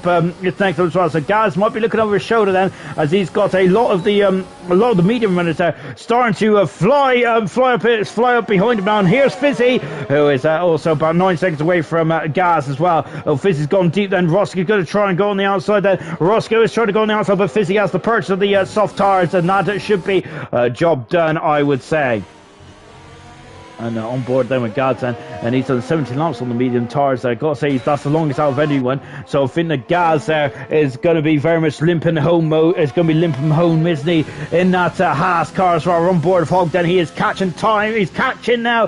Gaz hand over fist is in the final stage of the Grand Prix, and it's going to be a very tense affair, isn't it? Oh, not in the front, but also in the midfield as well. And this is great stuff indeed, isn't it? And I think that Gaz would have liked to take quite a boring end to this race. I'm sure he would have done, but unfortunately, he's the meat in the McLaren sandwich, and he is going to be looking over his shoulder because Hogg is coming on in like a freight train now, is he, in the McLaren? And I think, Gaz is just struggling, isn't he? Ferrari is off then, and JJ is having some issues. Oh, goodness me. As Brown then in T7 there, very close. JJ has got damage to the front nose cone now, unfortunately. I know that is such a shame now for the Ferrari driver, isn't it? And look at the background, there's Fizzy, and there's Roscoe as well. And they are being dragged along then, because look, there's Gaz there in the foreground. There he is then. There is Gaz, and he could not get a point here at the moment. Penny's in the pits, and so Penny's had some issues somewhere. He's had to come in the pits for a late pit stop strategy. What a pit stop there. What a shame there for Penny. The gap in front is down to 4.2 seconds. Then look at that then. Steve, if he's got anything left in the tank, then he's going to have to use all and then some, isn't he? Because T. Sammy is very much on a roll then. We're on lap 32 out of 35. Then this is going to be a grandstand finish here in the Canadian Grand Prix in Montreal. And we've also got JJ in the pits as well. Double is gone up in the 14th for this day. Might come out next to his former teammate then, which is Petty. Indeed he has said. And so Petty there coming out the pits now. And just 1.5 seconds there. That gap is coming down quite quickly, isn't it, Lara? So Fizzy's also being dragged along as well. But I think that what might spare Gaz's blushes then potentially might be with the lack of laps remaining. And we have got we're on lap 31 here out of 35 minutes. So he's got 4 laps to defend against Hogg and Fizzy. Hogg is on the medium tires, 6 laps younger, medium tires than Gaz's. And then we've got Fizzy, who's got a brand new spanking pair of soft tires there, isn't he? He is going to do qualifying laps around here. And Fizzy could grab a couple of points as well. So it's a yellow flag in 1. What's going on in 1 then? It's one of the Ferraris. I think they're just getting out of the way. It is indeed. As Gaz are dropping down the order. Goodness me. And that gap is absolutely flown down. Gaz made a mistake somewhere. I didn't see it there, but he's still got all his wing there, but he's struggling, isn't he, Gaz? He is really limping out there now on those 19 lap old medium tires. Is it too much there for the medium tires? It might be. It might be very much indeed. I wonder if he's in puncture territory as well for Gaz. He's going to have to really babysit these tires now till the end of the race. And he has got 5 seconds between himself and Roscoe. 2 seconds. No, listen, it's 1.5 seconds. It's coming down. It's coming down every inch of the circle, isn't it? And look, there he is then. And Fizzy might be even might not be on up Gas, but he also might be on up that orange McLaren of Hogg as well, Fizzy, as he might get a couple more points then. It's very much on the table for Fizzy, isn't it, in the final stage of the Grand Prix. Lap 33 out of 35. The gap is down 2.3 seconds in the battle for the lead as well. I'm not sure where to look then. Of course, I might have to flick to the bar of the front in a minute, because this is going to be very much... Oh, goodness me. We're going to, as I see, that's on the back straight as well. This is going to be an absolute classic ending to the Canadian Grand Prix. A magnificent ending to a very tense affair. So it's been very much strategical driven, this one is, hasn't it? An absolutely magnificent, a classic, hasn't it? It's been a fritter, this one has. And lap 34 out of 35. The gap is down to up to 2.6 seconds seconds there. So Steve has found a bit of time in his locker, hasn't he? And he's going to need all the time he can then. Oh my goodness me then. And look at this then. There's a Fizzy's all over the back of Gas, isn't he? And Fizzy there is now a blast, and he's got the traction, he's got the purchase, he's got the tires, he's got the precision. He's over the 9th end. Gas down into 10th position, and Gas has now got to look over his shoulder again because it's now Roscoe is next, and there is Roscoe. Can he pinch a point down on a very troublesome day in there for the racing point driver? Oh, this is going to be a fantastic end then to a absolutely incredible race here tonight. Magnificent stuff indeed then. On by watching Steve. We're on lap 34. There's T Sammy in the background now. T Sammy is running out of time. He's running out of laps. There he is then. There is the championship leader. Look at this. It's 1.6 seconds now. We're on board with the double world champion there. And they're on board with him now and deploying the IRC system then. We're on lap 34. Steve's done 18 laps on the hard tires. He's gone for a one-stop strategy. T Sammy's gone for a two-stop strategy. He's gone soft. He's gone medium, soft in this race then. Is that extra pit stop going to cost him here tonight then? Well, we're going to find out with 1 lap to go then. This is very much pressure, is there? It's very much a pressure cooker then. 35 out of 35 here in the Canadian Grand Prix. Oh my goodness me. Here Steve has got 1.2 seconds, 1.1 seconds. Look at that. It's coming down. And he's now into the first sector as well. I gotta say, Steve has been magnificent, hasn't he, this season? And once again, he had that incredible adrenaline rush of a Grand Prix win in the Australian Grand Prix last summer. Now this is very much a thriller Grand Prix, a very much intense affair this time around, isn't it? And he is still not within the DRS range as he stays. And remember, this is going to be Steve's 10th Grand Prix victory in 14 rounds of this season. Magnificent stuff there from Steve. And T Sammy is in the DRS range. How quickly is he going to get on the power for Steve? He has got on the power as Roscoe is stolen away. Gaz's point on the final lap. My goodness me. Oh, he's going to be disappointed, Gaz is, isn't he? On the final lap, Gaz is one absolute shame now for Gaz. He's going for 3 points finishes in a row. Steve is going for 5 Grand Prix wins in a row, and he's done it. Steve wins the Canadian Grand Prix. What a performance there from Steve. And that is his 10th Grand Prix win of the season. His 5th Grand Prix win. No, his 6th Grand Prix win in a row there for Steve. Oh no, what a magnificent end that was then. T Sammy is going to be second again today, and what about that two-stop strategy then just didn't pay off, did it, for the double world champion there? On a day that I feel that Steve was beatable for a very rare moment in the world championship, but today is Steve's day once again, and T Sammy 6/10 of a second away there from winning the Grand Prix. Very close there indeed. Timmy in third position in the end, and then completes off the podium then, but well, magnificent end to the race, and that was fantastic. No retirement at all. Gaz was just over a lap away there from getting his 3rd points finish in a row. So very unlucky indeed there for Gaz. And Roscoe finally got a point in after a very difficult race. And same with Fizzy as well. Both McLarens are doing a great job in 7th and 8th position as well. One into that race. That was a magnificent end, wasn't it, to the Canadian Grand Prix? Oh, absolutely fantastic stuff. And there's T Sammy in the background there. But Steve, then, that's his 10th Grand Prix win of the season in 14 rounds now. He has not won 4 rounds tonight, and I've got to say, he's so good, he can turn the steering wheel without even holding it. That's how great Steve is at the moment. Magnificent stuff indeed then. And 10th Grand Prix win of the season. And Timmy, driver of the day, I do not have no qualms about that. A magnificent performance from 16th to 3rd there. Absolutely great stuff, Ben. But it is Steve there. What a absolutely incredible drive there from Steve. And there he is on top of the podium for the 6th time in a row. For the 10th time this season. He is again extended his lead in the championship by another 7 points. Quick maths, I think he'll now be up to, I think he is now 76 points in front of T Sammy with after round 14 then, with 7 rounds to go. Goodness me. Let's take a final look at the classification, shall we, from the Canadian Grand Prix. So there's a lot of great drives out there today, but it was Steve who won the Grand Prix, a magnificent performance. He went for the one-stop strategy. That really paid off, didn't it? T Sammy, I wonder if he'll be regretting that decision to go into the soft tires at that first round of stops. Said he went onto the hard tire just to cover off Steve. Would that have been enough, Ben? Or was he struggling on the hard tires? But he was second today. Timmy in 3rd position in the Mercedes from 16th to 3rd. Asdog in 4th position there. Matt the pole sitter in 5th, and he'd be disappointed with that, I feel. deal. Val in 6th position as well. He had a lot of pounds today then, but he finished 6th. A good, strong drive. Same with Mason in 7th position now. Hog is 8th. Fizzy in 9th position. And Roscoe in 10th position now. Gal's just outside the points of 11th in the end. Brown is 12th. Petty 13th. Double 14th. PB 15th. And a JJ is in 16th position now. No retirement here in the Circuit Gilles Villeneuve at the Canadian Grand Prix, which is an absolutely fantastic effort. It really is indeed, isn't it?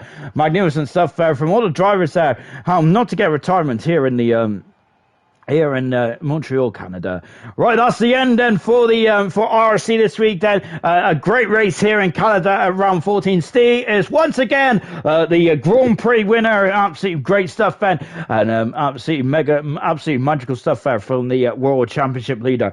Of course, we're going to the Dutch Grand Prix in a week's time for round number 15. See you there. Goodbye.